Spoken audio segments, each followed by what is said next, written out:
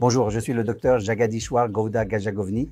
Je suis chirurgien cancérologue spécialisé en robotique à l'Apollo Cancer Institute, Apollo Hospitals, Philim Nagar, Hyderabad.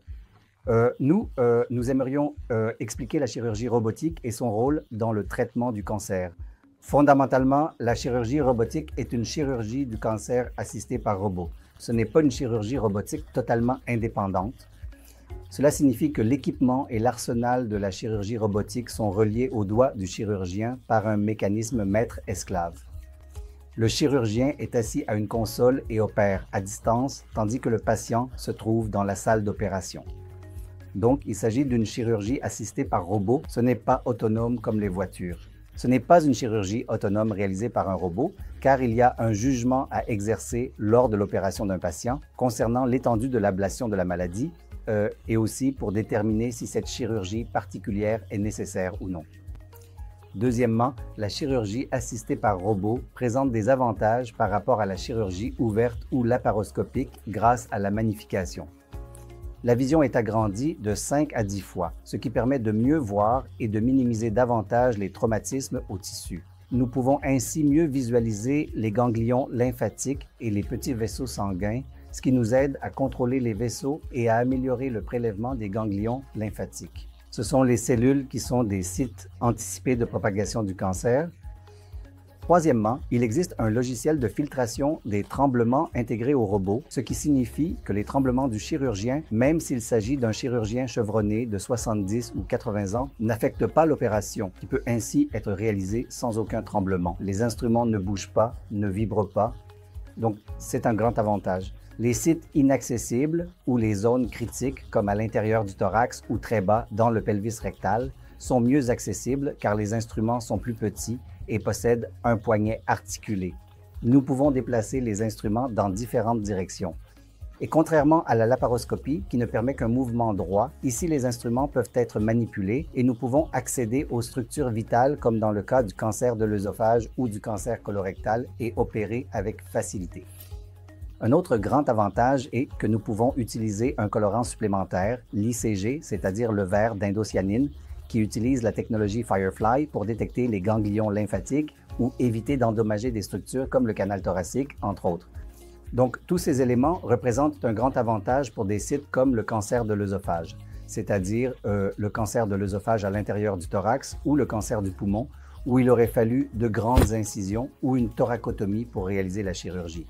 Au lieu de cela, nous pouvons réaliser la chirurgie robotique. En même temps, grâce au grossissement, à la vision, au logiciel sans tremblement et à l'articulation EndoWrist des instruments, nous pouvons minimiser les dommages, ce qui réduit les complications post-opératoires, permet de prélever un plus grand nombre de ganglions lymphatiques et accélère la récupération du patient. Le délai de retour au travail est également amélioré.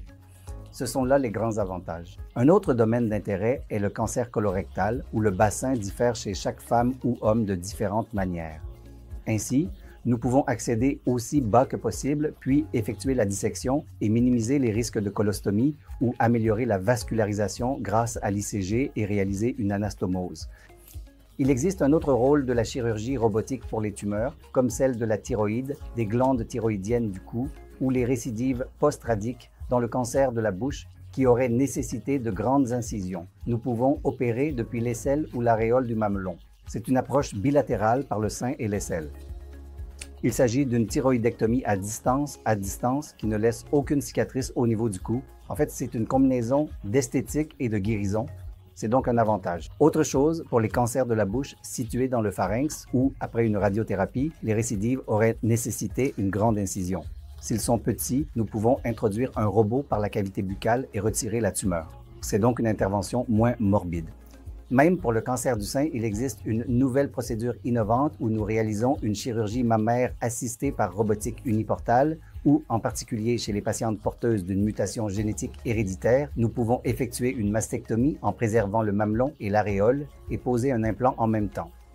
Ainsi, en chirurgie urologique, dans des cas comme la néphrectomie partielle où nous préservons le rein et recousons, c'est beaucoup plus facile car la suture avec le robot est bien supérieure à la suture par laparoscopie.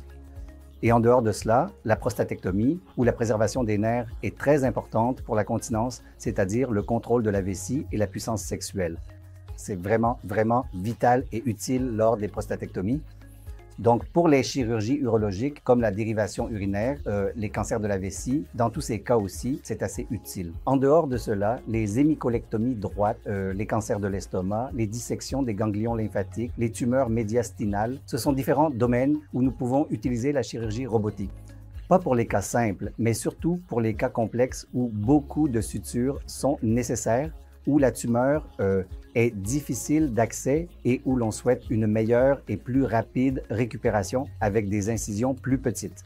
Ce sont ces cas-là où la chirurgie robotique est utilisée. Apollo a toujours été à la pointe de la technologie avancée et innovante et nous disposons des technologies les plus récentes. Nous avons commencé la chirurgie robotique il y a presque 14-15 ans et nous avons vu toutes les générations de robots, depuis la première génération, la deuxième génération jusqu'à la troisième génération. Actuellement, partout en Inde, la chirurgie robotique de 4e génération XI est disponible et c'est une nouvelle génération qui est accessible aux personnes pour des cas spécifiques, des indications précises et des avantages particuliers.